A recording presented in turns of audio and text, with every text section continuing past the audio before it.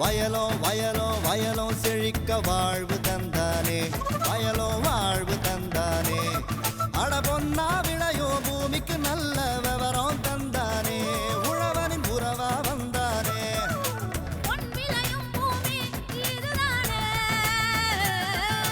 வயலோ வயலோ வயலோ செழிக்க வாழ்வு தந்தானே, வயலோ வாழ்வு தந்தானே. அட பொன்னா விளையோ பூமிக்கு நல்ல விவரம் தந்தானே, உழவனின் உறவா வந்தானே. தந்தன தந்தன தர தந்தானே, மண்வள பொங்கிட துணை வந்தானே. தந்தன தந்தன தர தந்தானே, மண்வள பொங்கிட துணை வந்தானே. வணக்கம் வேளாண் பெருமக்களே, இன்றைய பொன் விளையும் பூமி நிகழ்ச்சியில் முதலில் வருவது வேளாண் செய்திகள், வேளாண் சந்தை நிலவரம் மற்றும் வேளாண் மண்டலங்களின் இன்றைய வெப்பநிலை குறித்தும், தொடரும் வேளாண் தொழில்நுட்ப பகுதியில் செம்மை கரும்பு சாகுபடி தொழில்நுட்பங்கள் குறித்து விளக்குகிறார் வேலூர் மாவட்டம் விரிஞ்சிபுரம் வேளாண்மை அறிவியல் நிலைய திட்ட ஒருங்கிணைப்பாளர் முனைவர் எஸ் ஜோஸ்வா டேவிட்சன் அவர்கள். இனி வருவது வேளாண் செய்திகள்.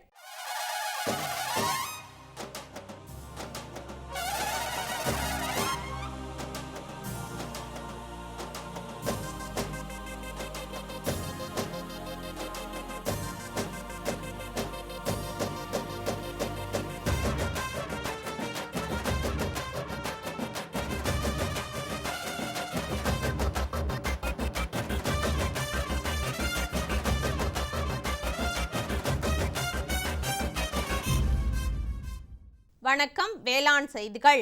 முதலில் வருவது மாத்தி யோசிச்சேங்க. மல்லிகை சாகுபடியில் வெற்றி கண்ட தேனி மாவட்டம் சீலையம்பட்டி கிராம விவசாயி எம் மகேஸ்வரன் தரும் செய்தி.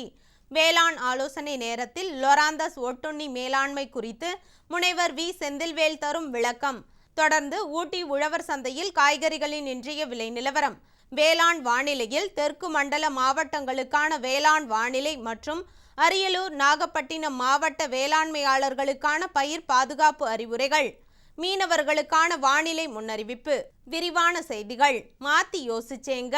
மல்லிகை சாகுபடியில் வெற்றி கண்ட விவசாயி எம் மகேஸ்வரன். இவர் தேனி மாவட்டம் சீலையம்பட்டி கிராம விவசாயி ஆவார். வேளாண்மையில் மாற்று பயிரினை சாகுபடி செய்வதன் மூலம் மண் வளத்தினை காக்க முடியும் எனும் நோக்கோடு வாழை சாகுபடி செய்து வந்த இவர் தேனி காமாட்சிபுரம் வேளாண் அறிவியல் நிலைய வழிகாட்டுதலின் பேரில் மல்லிகை சாகுபடியினை மேற்கொண்டு அதன் மூலம் அதிக வருவாயினை ஈட்டி வரும் இவரின் அனுபவங்களை நம்மிடம் கூற கேட்டபோது,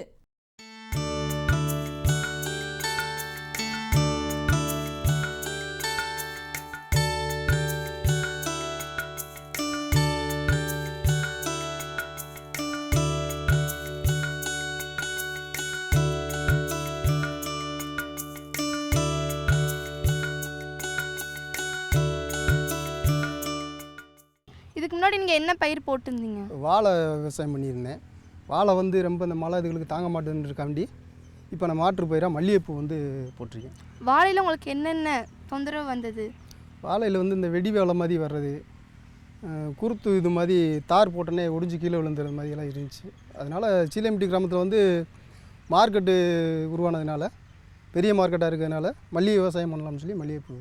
எத்தனை வருஷமாக சார் வாழை போட்டிருந்தீங்க? வாழை நான் வந்து கிட்டத்தட்ட முன்னாடி வந்து ஒரு 10-12 வருஷமாக விவசாயம் பண்ணியிருந்தேன். இப்போ இந்த மல்லிகைப்பூ வந்து இப்போ ஒரு 5-6 வருஷமாக விவசாயம் பண்ணிகிட்டு இருக்கேன். அப்போ வாழை போட்டிருக்கிறப்போ உங்களுக்கு எவ்வளோ மகசூல் வந்தது? வாழையில் வந்து வருஷத்துக்கு ஒரு 25,000-30,000 தான் கிடைக்கும். இப்போ மல்லிகைப்பூவில் வந்து ஏதோ அதை காட்டிலும் கொஞ்சம் சேர்த்து கிடைக்கிது. ஓகே சார், இந்த பதியம்லாம் எங்கே வாங்கினீங்க மல்லிகைப்பூ? மல்லிகைப்பூ பதியம் வந்து ராமேஸ்வரத்துலேருந்து எடுத்துகிட்டு வந்து அது பதியமாக கொண்டு வந்தது.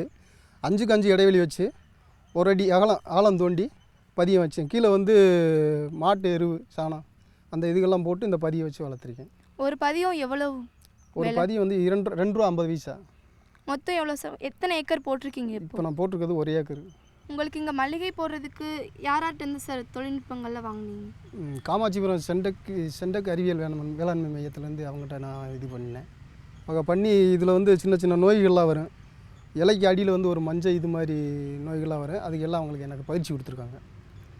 ஓகே சார், உங்களுக்கு இப்போ எப்போ இருந்து மகசூல் வர ஆரம்பித்தது? அதாவது பயிர் நட்டு ஒரு 3 மாதத்துலேருந்து சொல்லி மகசூல் வர ஆரம்பிச்சிடும்.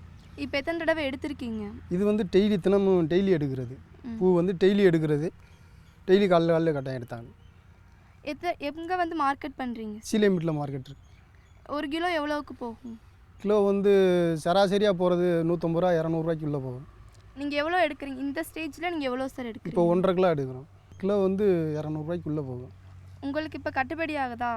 இப்போ பூச்சியெல்லாம் இருக்கும், அதுக்கு மருந்து அடிச்சிருப்பீங்க, அதுக்கு இந்த மாதிரி டெய்லி 150 ரூபாய்க்கு எடுக்கிறது உங்களுக்கு கட்டுப்படி ஆகும்? இல்லை, கட்டுப்படி ஆகாது. விவசாயிக்கு வந்து அந்தளவு விற்றா கட்டுப்படி ஆகாது. ஒரு 500 1000 ரூபா விற்றாதே எங்களுக்கு கட்டுப்படி ஆகும் இப்போ இருக்க சூழ்நிலைக்கு வந்து. இரும்பு பற்றாக்குறை அந்த ஆமாம், அந்த இது வந்து கீழே இரும்பு பற்றாக்குறை இருக்குன்னு சொல்லி அந்த மாதிரி இலைகள் இந்த மாதிரி வரேன். நான் அதுக்கு தான் காமாட்சி வரேன் கேவிகேவில் வந்து அவங்க அப்பப்போ எனக்கு சல்பர் கொடுப்பாங்க, நான் உரம் கொடுப்பாங்க. அதை வந்து நான் மருந்து மாதிரி இப்போ ஸ்ப்ரே பண்ணிக்கிட்டேன். அடி உரத்தை குறைச்சிட்டு மேலே வந்து ஸ்ப்ரே பண்ணுறது மாதிரி கொடுக்குறாங்க எனக்கு. பூ எடுக்கிறது எத்தனை மணிக்கு சார் எடுப்பீங்க? காலையில் நாங்கள் 6 மணிக்கெல்லாம் பூ எடுக்க ஆரம்பிச்சிடுவோம். எத்தனை பேர் வருவாங்க? 3 பேர் எடுக்கிறோம். இலைகள்லாம் மஞ்சள் ஆகுதுல்ல சார், அதுக்கு என்னென்ன காரணம்னு உங்களுக்கு தெரியுமா? ஆமாம், இலையில் வந்து கிளைமேட்டு மாறையில் வந்து மஞ்சள் ஆகும். அந்த மஞ்சள் ஆகிறப்ப கீழே பார்த்தீங்கன்னா சிலந்தின்னு ஒன்று இருக்கும். அதுக்கு கேவிகேவில் காமாட்சி வரத்துலேருந்து வந்திருக்காங்க, வந்து அவங்களுக்கு சில இதுகள்லாம் எனக்கு சொல்லியிருக்காங்க. அவங்க சொல்கிற மாதிரி சில மருந்துகளை அடிச்சிருக்கேன். செடி ரெண்டுக்கும் நடுவில் இவ்வளோ இடைவெளி இருக்குது, நீங்கள் ஏதாவது ஊடு பயிர் ஏதாவது போடலாம்ல? இது வந்து பூச்சி தொற்று வந்து அதிகமாக பற்றக்கூடிய இது வந்து மல்லிகைப்பூ வந்து, அதாவது புழு பூச்சி இது வந்து நிறைய அதில் அடையக்கூடியதுனால ஊடு இல்லாமல் இடை பயிர் வந்து பண்ணக்கூடாது அப்படின்னு சொல்லி இதை மட்டும் தனியாக பண்ணியிருக்கோம். இப்போ நீங்கள் செய்கிற மளிகை சாகுபடி லாபகரமாக தான் சார் உங்களுக்கு இருக்குது. இதுக்கு மேலேயும் நீங்கள் நல்லா பண்ணி வெற்றி பெற என்ற வாழ்த்துக்கள் சார். மேலும் விவரம் பெற விவசாயி எம் மகேஸ்வரன் அவர்களை 0991429029 என்ற கைபேசி எண்ணில் தொடர்பு கொள்ளலாம். இனி வருவது வேளாண் ஆலோசனை நேரம்.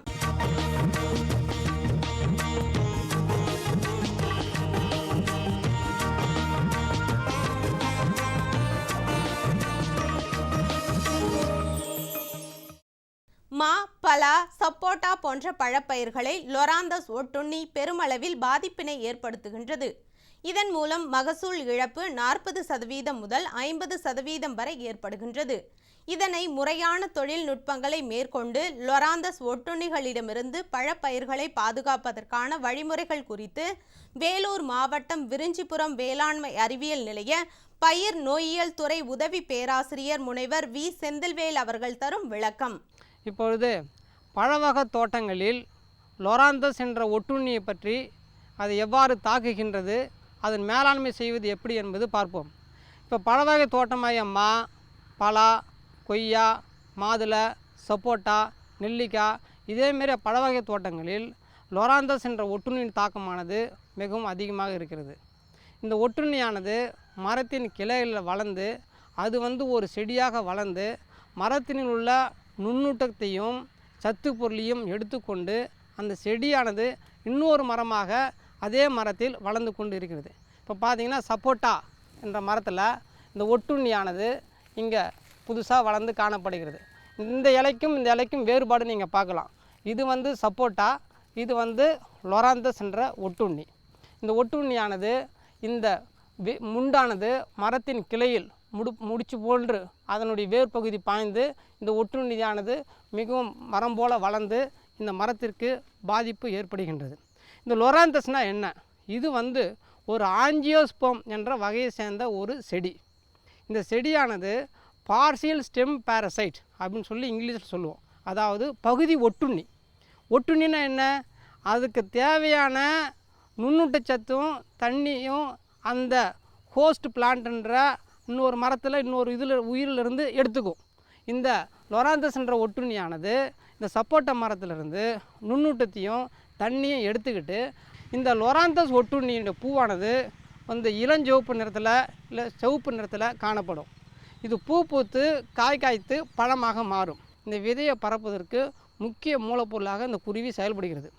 இந்த குருவி இந்த பழத்தை சாப்பிட்டு இன்னொரு மரத்தில் போயிட்டு உட்காந்து அந்த எச்சம் போட்டுதுன்னா அந்த கிளைகள் அதாவது பிரிகிற இடத்துல அந்த விதையானது ஒட்டிக்கிட்டு அதில் தங்கிக்குது.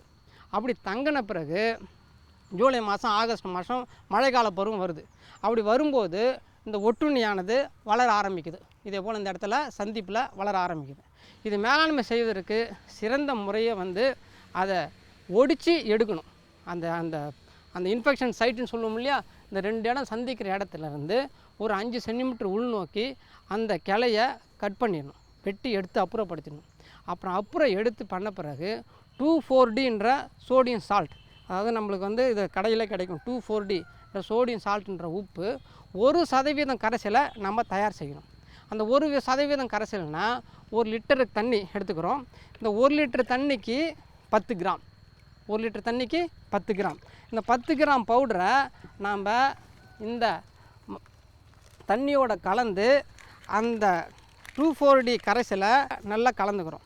இப்படி கலந்துக்கிட்ட கரைசலை நம்ம பஞ்சு மூலம் நனைத்து அந்த இன்ஃபெக்ஷன் சைட்டுன்னு சொல்லக்கூடிய அந்த நோய் பாதிக்கப்பட்ட தடிமனான பகுதியிலிருந்து உள்நோக்கி 15 சென்டிமீட்டர் தொலைவுக்கு நம்ம கட் பண்ணி வெட்டி எடுத்து பஞ்சு மூலம் நனைத்து கொஞ்சம் பிறகு அந்த காடா துணியை போட்டு அந்த இடத்துல வச்சு கட்டிடணும். அந்த ஒட்டுண்ணியானது திரும்ப வளரக்கூடிய தன்மை வாய்ந்து கூடியது.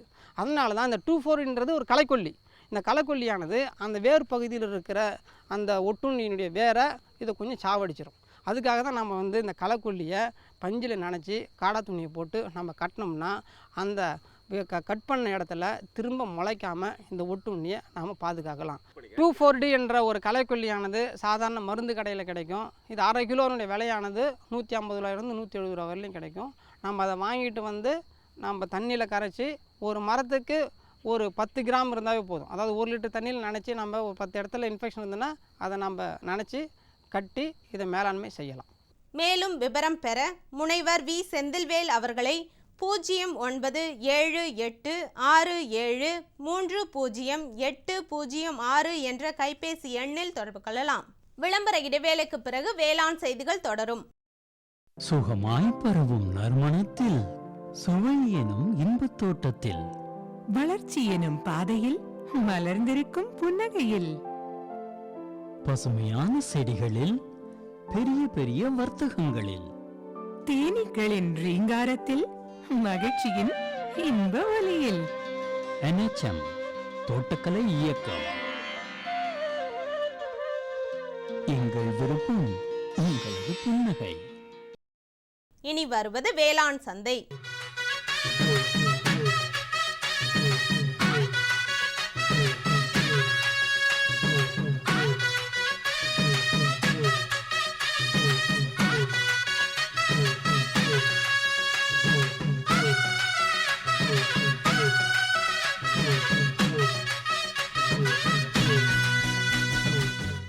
வேளாண் சந்தையில் ஊட்டி உழவர் சந்தையில் காய்கறிகளின் இன்றைய விலை நிலவரம்.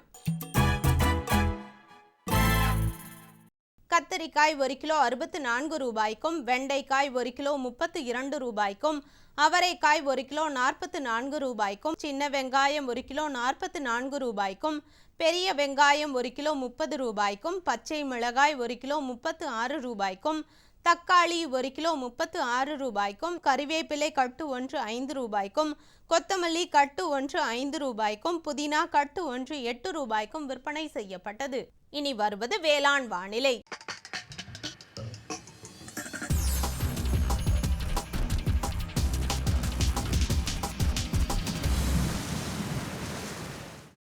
வேளாண் வானிலையில் தெற்கு மண்டல மாவட்டங்களான விருதுநகர், திருநெல்வேலி, தூத்துக்குடி, புதுக்கோட்டை, மதுரை, திண்டுக்கல், ராமநாதபுரம், தேனி, சிவகங்கை ஆகிய மாவட்டங்களில் காற்றின் வெப்பநிலை அதிகபட்சமாக 29 டிகிரி செல்சியஸ் ஆகவும் குறைந்தபட்சமாக 25 டிகிரி செல்சியஸ் ஆகவும், காற்றின் ஒப்பு ஈரப்பதம் 71% ஆகவும், காற்றின் வேகம் மணிக்கு 3.7 கிலோமீட்டர் ஆகவும், மண்ணின் ஈரப்பதம் 15 சென்டிமீட்டர் ஆழத்தில் 24.9% ஆகவும், மண்ணின் வெப்பநிலை 15 சென்டிமீட்டர் ஆழத்தில் 30.3 டிகிரி செல்சியஸ் ஆகவும், மழையின் அளவு 0.9 மில்லிமீட்டர் ஆகவும், சூரிய கதிர்வீச்சு 181.9 கலோரி பெர் சென்டிமீட்டர் ஸ்கொயர் ஆகவும், வளிமண்டல அழுத்தம் 1000.6 ஹெக்டா பாஸ்கல் அளவாகவும், இலையின் ஈரப்பதம் மணிக்கு 2.6 இருந்தது. அரியலூர், நாகப்பட்டினம் மாவட்ட வேளாண்மையாளர்களுக்கான பயிர் பாதுகாப்பு அறிவுரைகள். தாளடி மற்றும் பின்சம்பா நெற்பயிரில் துத்தநாக பற்றாக்குறை தென்படுகிறது. இதனை நிவர்த்தி செய்ய தாளடி நெற்பயிருக்கு 22 கிலோகிராம் யூரியா, 18 கிலோ ஜிப்சம் மற்றும் 4 கிலோ வேப்பம் புண்ணாக்கினை இரவு முழுவதும் ஊற வைத்து அதனுடன் 10 கிலோகிராம் மியூரேட் ஆஃப் பொட்டாஷ் கலந்து மேலுரமாக தெளிக்கவும். தற்போது நிலவும் வானிலையின் காரணமாக சம்பா நெற்பயிரில் பாக்டீரியா இலைக்கருகள் மற்றும் பாக்டீரியா இலையுறை அழுகல் நோய் தென்படுகிறது.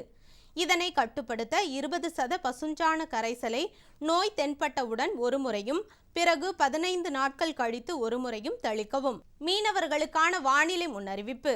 பலமான காற்று வடகிழக்கு திசையிலிருந்து மணிக்கு 45 முதல் 55 கிலோமீட்டர் வேகத்தில் தென் தமிழக கடலோர பகுதிகளில் வீசக்கூடும். வட தமிழகம் மற்றும் புதுச்சேரி கடலோர பகுதிகளில் எச்சரிக்கை எதுவும் இல்லை.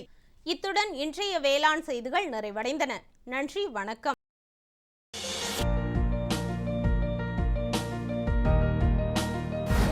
வேம்பு கலந்த யூரியா.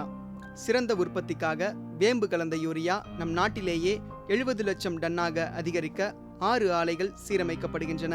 FCIL-இன் கோரக்பூர், சித்ரி, தல்ச்சர் மற்றும் ராமகுண்டம் ஆலைகள், HFCL-இன் பரௌனி மற்றும் BVFCL-இன் நாமருல் போர்ட் ஆகியன. பழம் நழுவி பாலில் விழுந்தது போல இப்பொழுது நம் நாட்டிலேயே வேம்பு கலந்த யூரியா உற்பத்தி செய்யப்படும். இதனால் விவசாயிகளுக்கு நன்மையே விளையும். 10% வரை தானிய உற்பத்தி அதிகரிக்கும். மண்ணில் 10 to 15% நைட்ரஜன் திறன் அதிகரிக்கும். சிறந்த உற்பத்திக்கு வேம்பு கலந்த யூரியா.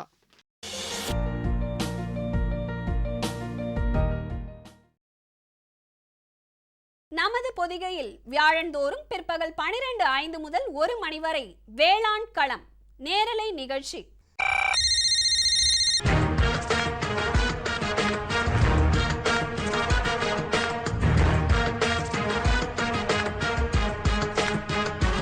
வேளாண்மையாளர்களுக்கான தொழில்நுட்ப தகவல்கள், புதிய வேளாண் முறைகள், மத்திய மாநில அரசுகளின் திட்டங்கள், வங்கிகளின் வேளாண் கடனுதவிகள், கால்நடை வளர்ப்போருக்கான புதிய தொழில்நுட்பங்கள், மீன்வள மேம்பாடு மற்றும் மீன் வகைகள், பருவநிலைக்கேற்ற வேளாண் ஆலோசனைகள், வேளாண், கால்நடை, மீன் வகை ஆகியவற்றை சந்தைப்படுத்த ஏற்ற தகவல்கள், இன்னும் எண்ணற்ற வேளாண் தேவைகளை வேளாண்மையாளர்கள் தொலைபேசி மற்றும் அலைபேசி வழியே அந்தந்த துறை வல்லுநர்களை நேரடியாக தொடர்பு கொண்டு விளக்கம் பெற்றிட பொதிகையின் இன்னொரு களம் வேளாண் களம்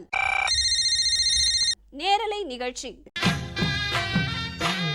வியாழந்தோறும் பிற்பகல் 12:05 முதல் 1 மணி வரை பங்கு கொள்ளுங்கள், பயன் பெறுங்கள். வேளாண் களம் நேரலை நிகழ்ச்சி.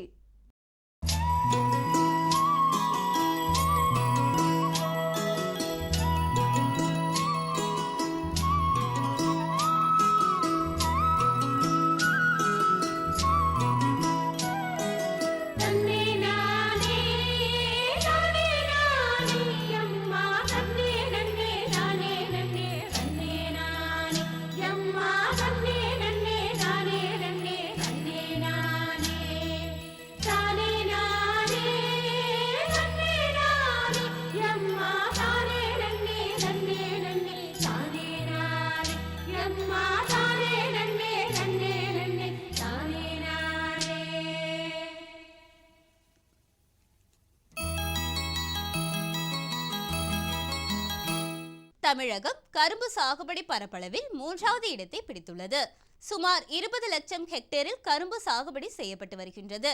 இந்த பரப்பளவினை உயர்த்திட குறைந்த செலவில் நிறைந்த வருவாயினை பெற்றிடும் வகையில் முறையான செம்மை கரும்பு சாகுபடி தொழில்நுட்பத்தினை வேளாண்மையாளர்களுக்கு வேளாண் அறிவியல் நிலையங்கள் ஊக்கப்படுத்தி வருகின்றன. அந்த வகையில் இன்றைய வேளாண் தொழில்நுட்ப பகுதியில் செம்மை கரும்பு சாகுபடி தொழில்நுட்பங்கள் குறித்து விளக்குகிறார் வேலூர் மாவட்டம் விரிச்சிபுரம் வேளாண்மை அறிவியல் நிலைய திட்ட ஒருங்கிணைப்பாளர் முனைவர் எஸ். ஜோஸ்வா டேவிட்சன் அவர்கள்.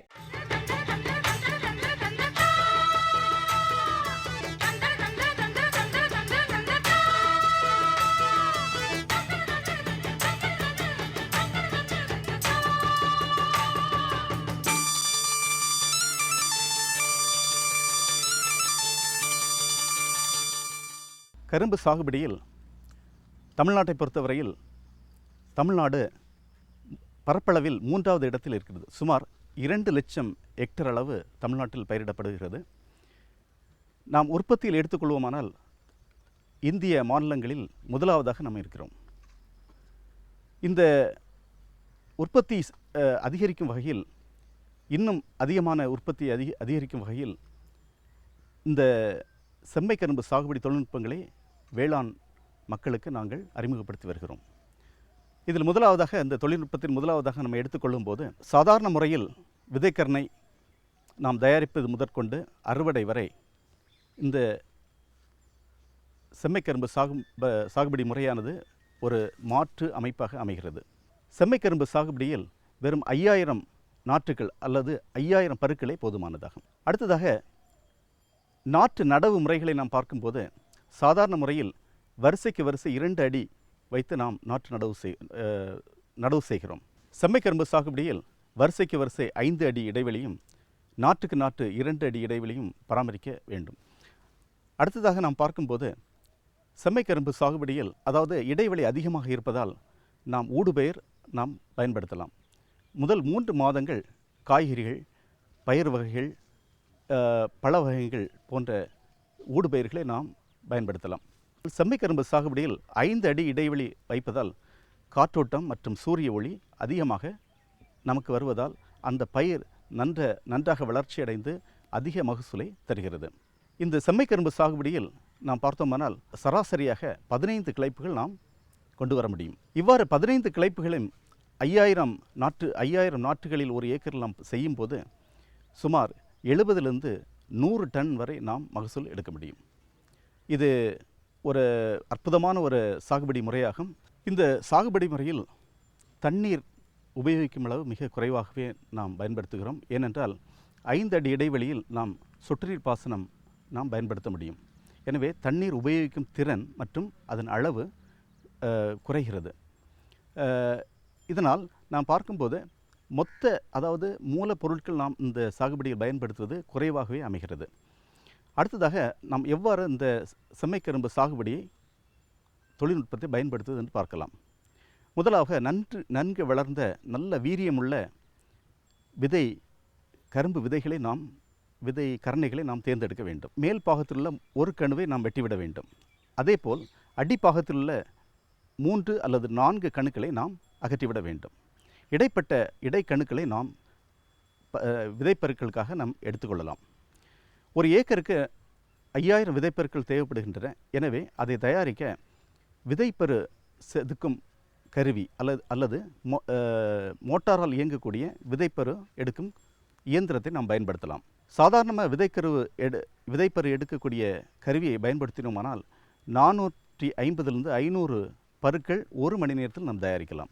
ஆனால் மோட்டாரால் இயங்கக்கூடிய விதைப்பரு இயந்திரத்தை நாம் பயன்படுத்தும் போது 2500லிருந்து 3000 விதைப்பருக்களை நாம் பயன்படுத்த முடியும். விதைப்பருக்களை நாம் தேர்ந்தெடுக்கும் போதே நல்ல நோய் இல்லாத, பூச்சி தாக்குதல் இல்லாத பருக்களை நாம் தெரிந்தெடுத்து இந்த 5000 பருக்களை நாம் கருவிகள் மூலமாக விதைப்பரு எடுக்கும் கருவிகள் மூலமாக நாம் எடுக்கிறோம். அடுத்ததாக விதை நேர்த்தி என்பது 2 முறையாக நாம் பயன்படுத்தலாம். ஒன்று ரசாயன முறை, அடுத்தது உயிரியல் முறை. ரசாயன முறையில் 100 லிட்டர் தண்ணீர் ஒரு பாத்திரத்தில் எடுத்து 1 லிட்டர் யூரியா, 50 கிராம் கார்பன் டெசிம், 200 மில்லி மாலத்தியான் போன்ற உர மற்றும் பூச்சி கலவைகளை நாம் அதில் கலக்கி இந்த 5000 விதைப்பருக்களையும் 15 நிமிடம் ஊற வைக்க வேண்டும். இவ்வாறு ஊற வைத்ததை மறுபடியுமாக ஒரு அரை மணி நேரம் அல்லது 20 நிமிடம் உலர வைக்க வேண்டும். உயிரியல் முறைக்கு நாம் விதை நேர்த்தி பண்ணும்போது 100 லிட்டர் தண்ணீர் எடுத்துக்கொண்டாலும் 1 லிட்டருக்கு 2 கிராம் சூடோமானஸ் மற்றும் 2 கிராம் ட்ரைகோடர்மா விரிடி என்ற உயிரியல் பொருட்களை நன்கு கலந்து அதில் ஊற வைத்து நாம் பருக்களை நாம் தயாரிக்கலாம், விதை நேர்த்தி செய்து கொள்ளலாம். இவ்வாறு நாம் விதை நேர்த்தி செய்து கொண்ட இதை நாற்றங்கால் நாம் தயாரிக்க வேண்டும். நாற்றங்கால் தயாரிப்பதற்கு 50 குழி கொண்ட நாட்டு தட்டுக்கள், 150 கிலோ கொக்கோபீட் என்று சொல்லக்கூடிய நல்ல வீரியமுள்ள தென்னை நார்க்கழிவு, மக்கிய தென்னை நார்க்கழிவை நாம் பயன்படுத்துகிறோம். இதை வைத்து நாம் இந்த 5000 நாற்றுக்களை நாம் அதாவது நிழல் வலைக்கூடம் அல்லது ஒரு மர நிழலில் வைத்து தயாரிக்கலாம். 25லிருந்து 35 நாட்கள் வரை இதை நாம் நாற்றங்காலிலோ இல்லை என்றால் நாம் மர நிழலிலோ வைத்து பராமரிக்க வேண்டும். அடுத்ததாக இந்த நாற்றுக்களை 25லிருந்து 35 நாட்கள் உள்ள நாற்றுக்களை எடுத்து மெயின் ஃபீல்டு, அதாவது நாம் நிலத்தை தயாரித்து வைத்திருக்கிற கரும்பு சாகுபடி செய்யக்கூடிய நிலத்தை நாம் நாற்றாய் நட வேண்டும். அதாவது 5 அடிக்கு 2 அடி என்ற இடைவெளியில் நாம் நாற்றுக்களை நடுகிறோம். முதலாவதாக இந்த நாற்றுக்களை நடும்போது நாற்றுக்களை நட்ட பிறகு 10வது நாள் கொஞ்சமாக யூரியா இல்லை என்றால் அம்மோனியம் சல்ஃபேட் சிறிதளவு இட்டு மண்ணை மூட வேண்டும். அதேபோல் 20வது நாள் சிறிதளவு இட்டு மண்ணை மூட வேண்டும். இவ்வாறு மூடி, அதாவது 2 அல்லது 3 கிளைப்புகள் வந்த பிறகு அதன் தாய் செடியை நாம் கிள்ளிவிட வேண்டும். இவ்வாறு கிள்ளிவிடும்போது அதிக பக்கத்தூர்கள் நமக்கு வருகிறது. அதாவது செம்மைக்கரும்பு சாகுபடியில் சுமார் 15லிருந்து 25 பக்க கிளைகள் நம்மளுக்கு வரும். இவ்வாறு வரும்போது மாத்திரமே அதிக மகசூல் கிடைக்கக்கூடிய வாய்ப்புகள் உள்ளது. இந்த 5000 நாற்றுகளும் நமக்கு நான் முன்பு கூறியது போல, அதாவது 15லிருந்து 25 கிளைப்புகள் நம்மளுக்கு வரும்போது அதிக மகசூல் நமக்கு கிடைக்கிறது. அடுத்ததாக நம்முடைய பராமரிப்பு முறையில் பார்ப்போமானால், அதாவது 5வது அல்லது 7வது மாதத்தில் நாம் கரும்பு தோகைகளை நாம் களைந்து விட வேண்டும். அதற்கு தோகை உரிக்கும் கருவிகளையோ கூலி ஆட்களை வைத்து நாம் அதை களைந்து விடலாம். இவ்வாறு களைந்து விடும்போது நல்ல சூரிய காற்றோட்டம் மற்றும் அதற்கு சூரிய ஒளியும் காற்றோட்டம் நமக்கு கிடைக்கிறது. வேலை ஆட்கள் வைத்து பயன்படுத்தும் போது 2 அல்லது 3 பேரே போதுமானதாக ஒரு ஏக்கருக்கு. இவ்வாறாக பயன்படுத்தும் போது பூச்சி தாக்குதல்கள் குறைகிறது. 45வது 90ஆம் நாள் 2 நாட்களிலும் நாம் மண் அணைத்து தண்ணீர் விட வேண்டும். இவ்வாறு மண் அணைத்து தண்ணீர் விடும்போது அதிக மகசூல் மாத்திரமில்லை, அந்த கரும்பின் தரம் அதிகமாக வர வாய்ப்புள்ளது. அடுத்ததாக நாம் பார்ப்போமானால் தண்ணீர் பாய்ப்பது என்னவென்றால், அதாவது சொட்டு நீர் பாசனத்தில் தொடர்ந்து நாம் பாய்க்கும்போது அதனோடு கூட நாம் கரையும் உரத்தையும் சேர்த்து கொடுக்கும்போது அந்த கரும்பின் வளர்ச்சி சீராக இருப்பதால் அதிக மகசூல் நாம் இதில் பெறுகிறோம். இது ஒரு முக்கியமான அடுத்த தொழில்நுட்பமாகும். இவ்வாறாக இந்த தொழில்நுட்பங்களை முழுமையாக நீங்கள் பயன்படுத்தினால் ஒரு ஏக்கருக்கு சராசரியாக 70லிருந்து 100 டன் வரை நமக்கு கிடைக்கிறது. இதன் செலவு பார்ப்போமானால் 2-3 பருவங்களில் நாம் தொடர்ந்து இதை செய்யும்போது, மருதம்பம் மூலமாக தொடர்ந்து இது செய்யும்போது அதிக லாபம் இதில் கிடைக்கிறது. எனவே செம்மைக்கரும்பு சாகுபடி செய்ய இருக்கும் விவசாயிகள் இந்த சாகுபடி முறையை பயன்படுத்தி அதிக மகசூல் தரக்கூடிய இந்த சாகுபடி முறையை பயன்படுத்தி கொள்ளுமாறு கேட்டுக்கொள்கிறேன். நன்றி, வணக்கம். மேலும் விவரம் பெற முனைவர் எஸ். ஜோஸ்வா டேவிட்சன் அவர்களை 09489804410 என்ற கைபேசி எண்ணில் தொடர்பு கொள்ளலாம். பிரதம மந்திரி வேளாண் நீர்ப்பாசன திட்டம் விவசாயிகளின் நன்மையை நோக்கிய முன்னேற்றம். பிரதம மந்திரி வேளாண் நீர்ப்பாசன திட்டம் ஒவ்வொரு வயலுக்கும் நீர், ஒவ்வொரு துளியிலும் அதிக விளைச்சல். சரியான நீர்ப்பாசன முறைகள் மற்றும் நீர் பாதுகாப்பின் புதிய தொழில்நுட்பங்களுடன் பூமியின் நீரளவு அதிகரிக்கும். வட்டார அளவில் நீர்ப்பாசன திட்டங்கள் நடக்கும். நீர்ப்பாசனமற்ற இடங்களிலும் நீர் பாய்ச்சுவதால் உற்பத்தி அதிகரிக்கும். இந்திய அரசின் மாபெரும் திட்டம் பிரதம மந்திரி வேளாண் நீர்ப்பாசன திட்டம். 30/12/2015 புதன்கிழமை பொன் விளையும் பூமி நிகழ்ச்சியில்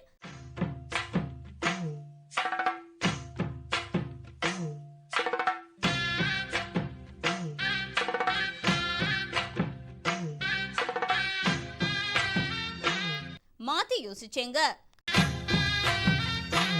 உயர் ரக மாதுளை சாகுபடி குறித்து தேனி மாவட்டம் உத்தமபாளையம் தாலுகா ஓடைப்பட்டி கிராம வேளாண்மையாளர் பி. வெங்கடேசன் தரும் செய்தி. வேளாண் ஆலோசனை நேரத்தில் பச்சை பயிரில் மஞ்சள் தேமல் நோய் தாங்கி வளரக்கூடிய ரகங்களை கண்டுபிடித்தல் குறித்து வேலூர் மாவட்டம் விருச்சிபுரம் வேளாண்மை ஆராய்ச்சி நிலைய பேராசிரியர் மற்றும் தலைவர் முனைவர் எம். பாண்டியன் அவர்கள் தரும் விளக்கம்.